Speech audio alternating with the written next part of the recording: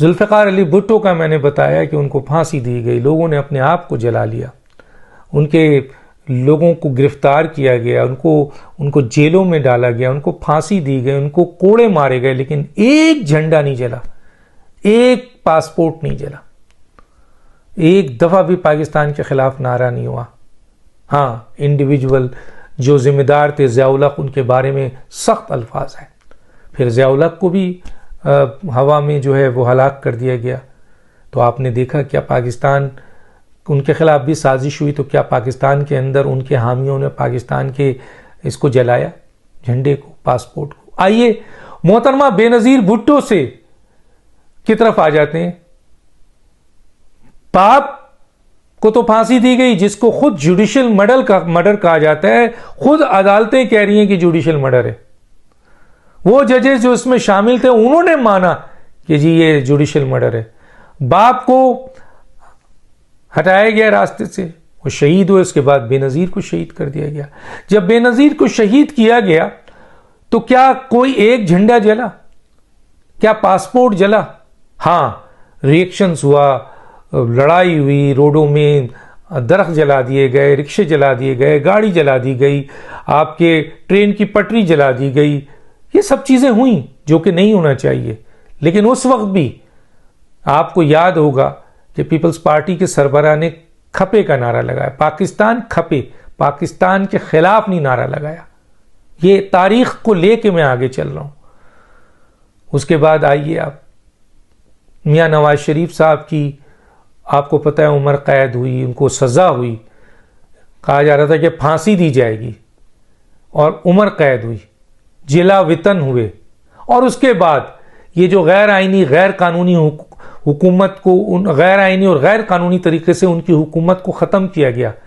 क्या आपने पाकिस्तान का कोई झंडा जलते हुए देखा? क्या आपने कोई पासपोर्ट पाकिस्तान का जलते हुए देखा? हाँ, हमने बड़ा गुस्सा देखा अवाम में या लोगों में, जिन्होंने इंडिविजुअल के खिलाफ नारे लगाए, गुस्सा किया, लेकिन पाकिस्तान को बुरा भला कहीं से भी नहीं कहा। पाकिस्तान के पासपोर्ट को इस तरीके से नहीं जलाया गया, पाकिस्तान के परचम को इस तरीके से नहीं जलाया गया। और उनकी बेटी को, मरियम नवाज साहिबा को डेथ सेल में डाल दिया गया, सिर्फ इस पादाश में कि वो उनकी बेटी हैं, और बदतरीन सलूक किया गया। लेकिन उनके वर्करों ने, लोगों ने क्या पाकिस्तान का झंडा जलाया? अब आइए इमरान खान साहब को, जिनको आईनी और कानूनी तौर पर हटाया गया, अदम एतमाद की तहरीक से हटाया गया, उन्होंने आईन शिकन किया, उन्होंने हुकूमत छोड़ने से गुरेज किया, हविस इख्तदार में उन्होंने पाकिस्तान के आईनी कवानीन को मानने से इनकार कर दिया। सुप्रीम कोर्ट की जजमेंट को, जो 5 मुतफ़क़ा जज थे, उनको मानने से इनकार कर दिया। उसके बाद जब आपको हटाया गया, तब भी आईनी और कानूनी तरीके से हटाया गया, जबरदस्ती नहीं हटाया गया, गन पॉइंट पे नहीं हटाया गया, जुडिशियल ऑर्डर से आपको उठाकर नहीं फेंका गया, बल्कि जुडिशियल ऑर्डर से तो असेंबली रिस्टोर हुई कि आइए मुकाबला कीजिए।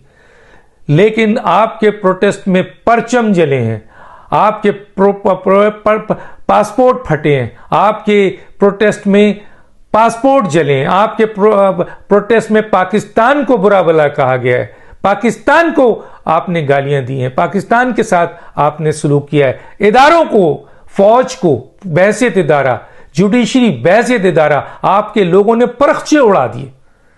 ये सब चीजें सिर्फ, और जबकि आपके साथ आईनी और कानूनी मामलात हुए, पूरी दुनिया देख रही है कि आपको अदम एतमाद से जो निकाला है वो आईनी और कानूनी मसला। आप 1 महीने के बाद भी अगर वजीर आजम के बाद पोजीशन का हक है कि वो अदम एतमाद ला सकती है, और ये आईनी और कानूनी मसला है। और फिर दुनिया ने देखा कि आपके मुनर्रिफ अरकान भी नहीं आए, बल्कि इत्तेहादियों ने अपोजिशन का साथ दिया, और 174 वोट से आपको शिकस्त हो गई। और ये आईन और कानून में मौजूद है।